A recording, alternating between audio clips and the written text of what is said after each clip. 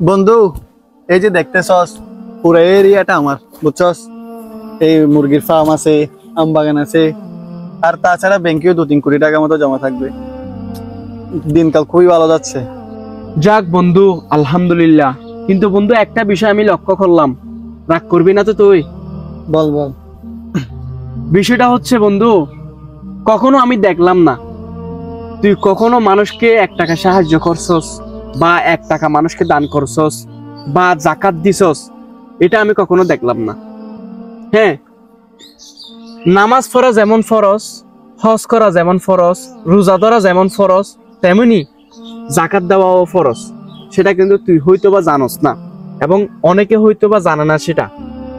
দেখ বন্ধু, তোর যদি 1 লক্ষ টাকা জমা থাকে ব্যাংকের মধ্যে, তাহলে শতকরা 2.5% হারে তোর জাকাত দিয়ে দিতে হবে। যদি ওই 1 লক্ষ টাকা 1 বছর ব্যাংকের মধ্যে জমা থাকে বা তোর কাছে জমা থাকে, হ্যাঁ, তাহলে তুই কি কখনো জাকাত দিছিস বন্ধু? না বন্ধু, আমি তো কখনো কাউকে জাকাত দিই নাই। আর আমি যদি লাখ টাকার পিছে পিছে এত টাকা যদি জাকাত দিই, তাহলে তো আমি ফকির হয়ে যাব। আমি তো এত টাকা জমাইতে পারতাম না, কিভাবে সম্ভব? বন্ধু, নাফরমানি করলে আল্লাহ তাআলার সাথে, যে মালিকে তোকে এত টাকা ধন সম্পদের মালিক করছে, সেই মালিকে তোরে ফকির করানো 1 সেকেন্ডেরও ব্যাপার না। আল্লাহ পাক আমাদেরকে বলেছেন, যদি কোনো বান্দা একজন গরিব মানুষকে কোনো কিছু দান করে, সৎকা করে, তাহলে সেটা বান্দার চোখে কমবে, কিন্তু আল্লাহ তাআলার দরবারে সেটা বাড়বে। আল্লাহ তাআলা তোকে আরো বরকত, রহমত আরো দিবে, তোকে ধন সম্পদ। তোর থেকে ধর 4-5 কোটি টাকা জমা আছে ব্যাংকে, ধর, বা তুই 10 খানি বা 20 খানির সম্পত্তির মালিক।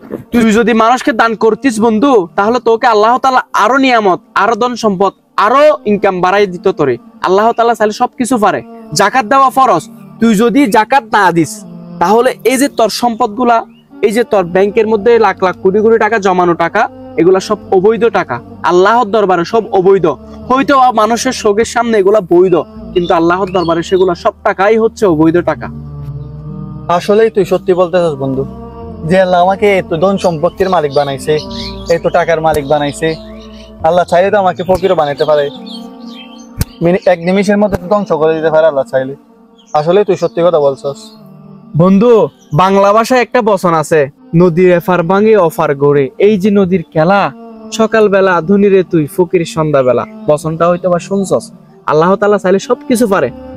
আমাদের বাংলাদেশের মধ্যে যদি সবাই জাকাত সঠিক সময়ে, যদি সঠিক টাইমে যদি দিত, তাহলে বাংলার প্রত্যেকটা গড়ে গড়ে অভাব থাকতো না, কোনো অভাবন্টন থাকতো না।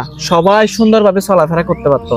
যেমন দেখ, সৌদি আরবে কারোর ব্যাংকে যদি 1 লক্ষ টাকা থাকে, তাহলে প্রতি বছর 2.5% হারে তার থেকে কেটে নেওয়া হয়, এবং ওই টাকা যারা যারা ফকির, মিসকিন, গরিব আছে, তাদের মধ্যে বন্টন করে দেওয়া হয়। তাদেরকে ঘর তুলে দেওয়া হয়, তাদেরকে ব্যবসা প্রতিষ্ঠান তৈরি করে দেওয়া হয়।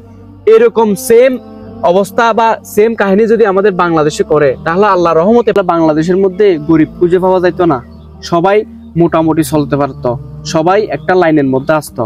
ঠিক আছে? জাযাকাল্লাহ বন্ধু, আজকে থেকে আমিও দান সৎকার করে দিব।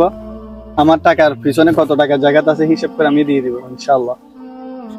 শুকরিয়া বন্ধু। আল্লাহ তাআলা তোকে হেদায়েত দান করুক, তোকে বুঝার তৌফিক দান করুক, এবং সারা বাংলাদেশের মানুষকে জাকাত দেওয়ার জন্য তৌফিক দান করুক। আমিন।